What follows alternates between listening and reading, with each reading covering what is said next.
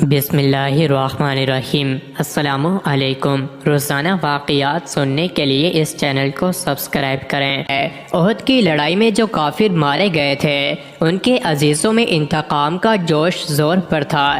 سلافہ نے جس کے 2 بیٹے اس لڑائی میں مارے گئے تھے منت مانی تھی کہ اگر عاصم کا جنہوں نے اس کے بیٹوں کو قتل کیا تھا سر ہاتھ آ جائے تو اس کی کھوپڑی میں شراب پیوں گے، اس لیے اس نے اعلان کیا تھا کہ جو عاصم کا سر لائے گا اس کو 100 اونٹ انعام میں دوں گے۔ سفیان بن خالد کو اس لالچ نے آمادہ کیا کہ وہ ان کا سر لانے کی کوشش کرے، چنانچہ اس نے ازل اور قارہ کے چند آدمیوں کو مدینہ منورہ بھیجا۔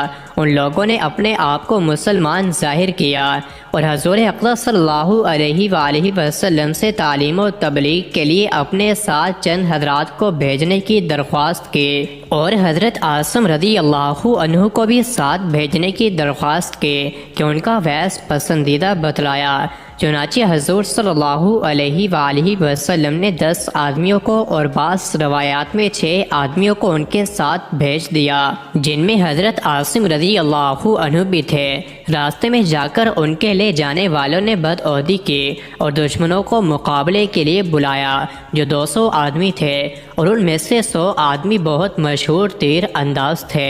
بعض روایات میں ہے کہ رسول اللہ صلی اللہ علیہ وآلہ وسلم نے ان حضرات کو مکہ والوں کی خبر لانے کے لیے بھیجا تھا۔ راستے میں بنو لحیان کے 200 آدمیوں سے مقابلہ ہوا۔ یہ مختصر جماعت 2 آدمیوں کی یا 6 آدمیوں کی یہ حالت دیکھ کر ایک پہاڑی پر جس کا نام فدفد تھا چڑھ گئی۔ کفار نے کہا کہ ہم تمہارے خون سے اپنی زمین رنگنا نہیں چاہتے، صرف اہل مکہ سے تمہارے بدلے میں کچھ مال لینا چاہتے ہیں، تم ہمارے ساتھ آ جاؤ، ہم تم کو قتل نہ کریں گے۔ مگر انہوں نے کہا کہ ہم کافر کے عہد میں آنا نہیں چاہتے، اور ترکش سے تیر نکال کر مقابلہ کیا۔ جب تیر ختم ہو گئے تو نیزوں سے مقابلہ کیا۔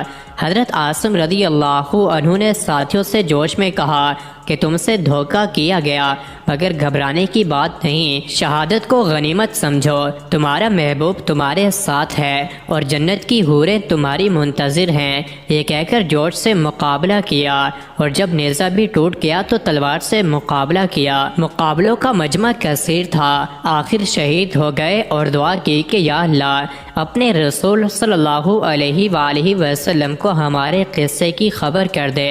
چنانچہ یہ دعا قبول ہوئی، اور اسی وقت اس واقعے کا علم حضور صلی اللہ علیہ وآلہ وسلم کو ہو گیا، اور چونکہ عاصم رضی اللہ عنہ بھی سن چکے تھے کہ سلافہ نے ان کے سر کی کھوپڑی میں شراب پینے کی منت مانی ہے، اس لیے مرتے وقت دعا کی کہ یا اللہ میرا سر تیرے راستے میں کاٹا جا رہا ہے، تو ہی اس کا محافظ ہے۔ یہ دعا بھی قبول ہوئی، اور شہادت کے بعد جب کافروں نے سر کاٹنے کا ارادہ کیا تو اللہ تعالیٰ نے شہد کی مکھیوں کا اور بعض روایات میں بھڑوں کا ایک غول بھیج دیا جنہوں نے ان کے بدن کو چاروں طرف سے گھیر لیا۔ کافروں کو خیال تھا کہ رات کے وقت جب یہ اڑ جائیں گی تو سر کاٹ لیں گے، مگر رات کو ایک بارش کی روح آئی اور ان کی ناش کو بہا کر لے گئے۔ اسی طرح ان کا جسم شہادت کے بعد کافروں کے ناپاک عزائم سے محفوظ رہا۔ مزید ایسی ہی ویڈیوز کے لیے چینل کو ضرور سبسکرائب کریں۔